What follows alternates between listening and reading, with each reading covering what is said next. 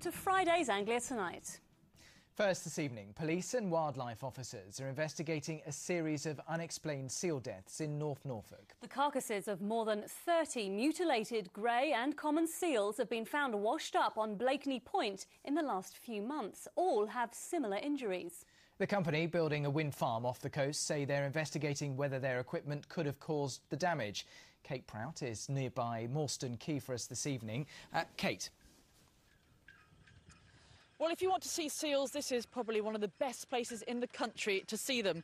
To my right in the distance is Blakeney Point. It's a 9.5-mile shingle spit that is a perfect place for seals to breed. And now every year thousands and thousands of people come here for the hour-long trip around the spit to see the seals. Now, the population there has been threatened by viruses in the past and by low fishing stocks, but this new danger is something entirely different. Inspector Mike Brown and PC Jason Pegden patrol the waters around Blakeney Point. On the highest tide of the year and in stormy conditions, they are looking unsuccessfully for the spit's best-known inhabitants. Unlike the boats full of brave and hardy sightseers, they are looking for clues.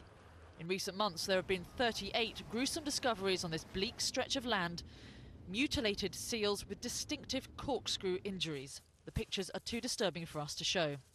We certainly checked the sea around the area and checked obviously Blakeney Harbour, examining vessels, specifications for vessels, and taking the carcasses in for post-mortem examination. Seals are big business in this part of the world, with many families relying on local wildlife for their livelihood. Well, absolutely crucial for us. It employs obviously several local families, and there are quite a lot of birds out there as well to see, but seal trips and seals are the main thing that we do. We probably have to go back to doing just boat trips, which is how it used to be about 40 or 50 years ago. What is clear is that these injuries are caused by machinery. The nearest mechanical work is the building of a new wind farm a few miles up the coast. The Sheringham Shoal wind farm will be the fourth largest wind farm in the UK, located 22 kilometres off the Norfolk coast. The 88 wind turbines should provide enough energy to power 220,000 homes.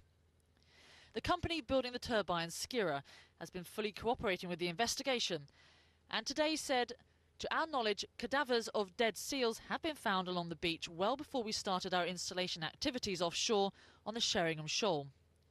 We have gone through our operational activities to see if our equipment or activity could have caused the damage, and we have found nothing." The numbers of seals does fluctuate, but there are on average around 500 common and grey seals on this spit. They spend 90% of their time on land, but when they do fish, they can dive to 600 feet. Which means they are at risk from underwater machinery, but also boats or tankers. The National Trust, which owns the spit, is ruling out natural predators. People are speculating, but we don't think it's particularly helpful to speculate. What we're doing is helping all the organisations involved, letting them know what we're finding and when, just to help them research into what's going on. Meanwhile, the police will continue to patrol these waters in the hope of solving this marine mystery. Kate, are we any closer to finding out what's caused these horrible injuries? Well, quite simply, the answer is no. A post-mortem is being carried out on 2 of the seals at the moment. And looking at those results very carefully will be Norfolk Police, as we mentioned, but also the Sea Mammal Research Unit. And they'll want to ascertain exactly what sort of machinery is causing these quite horrible lacerations. Now, they'll also be running their own investigation into things like tide movements, why these seals are ending up on Blakeney Point in particular. And they'll be looking at movements in the North Sea and the Wash of other, perhaps, drainage and drillage machinery, and, of course, fishing boats and leisure boats to see if any of those are responsible. But certainly all those who rely on the seals for their livelihood and all the visitors to the North Norfolk coast will be hoping that this mystery is solved and resolved once and for all. Kate, thank you. A very sad story, and, of course, we will keep you up to date on that. A Norfolk businessman who murdered his former girlfriend and her new partner has been jailed for a minimum of 30 years. John Moody was found guilty yesterday of stabbing to death Karen Brown and Ken Snell after learning of their relationship. In sentencing, Mr Justice Bean said it was possible Moody would never be released. Andrea Johnston reports.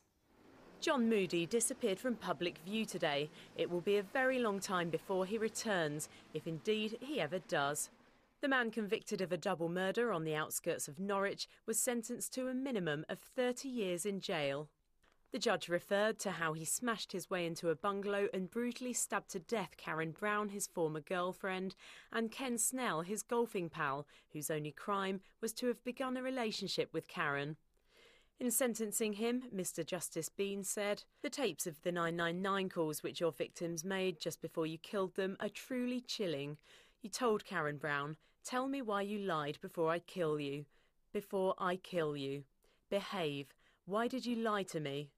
Moody, the father of 2 teenage sons, had denied murder on the grounds of diminished responsibility. But yesterday the jury took less than 2 hours to find him guilty. The judge said to him, "You were not, in my view, suffering from any abnormality of mind. You were not suffering from anything at all. You were simply angry, jealous and bent on revenge." I'm relieved that the verdict and sentence have been passed quickly. Hopefully now the families can draw a line under it and move on. It was a frenzied and violent attack on 2 people that were sitting at home. All murders by definition are horrible. This one was truly, truly awful. Moody ran a sandwich shop in Norwich with Karen. The jury heard he was often violent to her.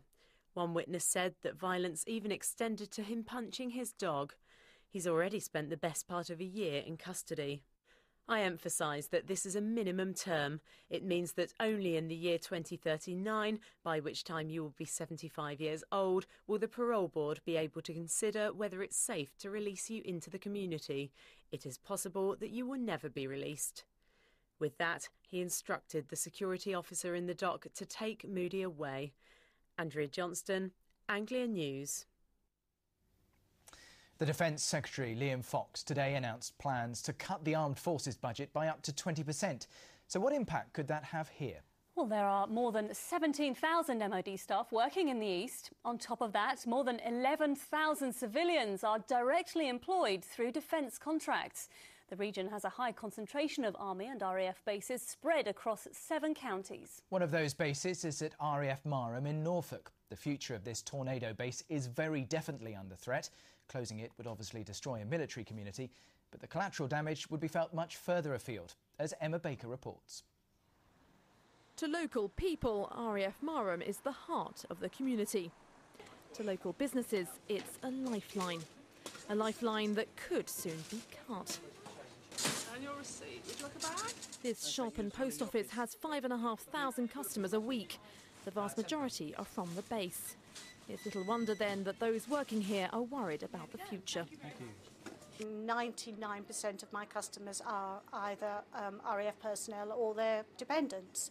So our post office would have to go. We don't have enough customers from the local villages to keep us open. Across the road, the local fish and chip van was serving up traditional Friday fare today, as it's done for the past 16 years. But no one was taking the future for granted. Well, a lot of people are concerned, obviously, because of jobs and other things. But, yeah, it would be a shock if this camp did shut. Today's uncertainty follows this morning's government announcement that there will be a full defence review. The Defence Secretary Liam Fox said it would be designed to make the whole MOD leaner and more efficient. These changes represent a radical agenda for change. They will turn the appalling legacy of Labour into a once-in-a-lifetime opportunity and demonstrate clearly the commitment of the Prime Minister and the coalition government for the long-term view. Of course, RAF Marham isn't just important to this village, but also the local area. It's one of Norfolk's biggest employers, with 4,500 people working on the base. RAF Marham is home to 4 squadrons of Tornadoes. Last month, the leaked MOD document concluded that retiring the Tornado fleet could save more than £7 billion. If the base were to close, it would affect every area of village life, not least the local schools. The majority of pupils come from RAF Marham. It would make a lot of difference to the local people because obviously there's a lot money that would come into the area and they would lose it. I'm very confident. We do a lot of good work here and I can't see the government justifying stopping what we do, to be honest. This community now faces an anxious wait for the results of the review, which will be announced at the end of October. Emma Baker, Anglia News, Marham.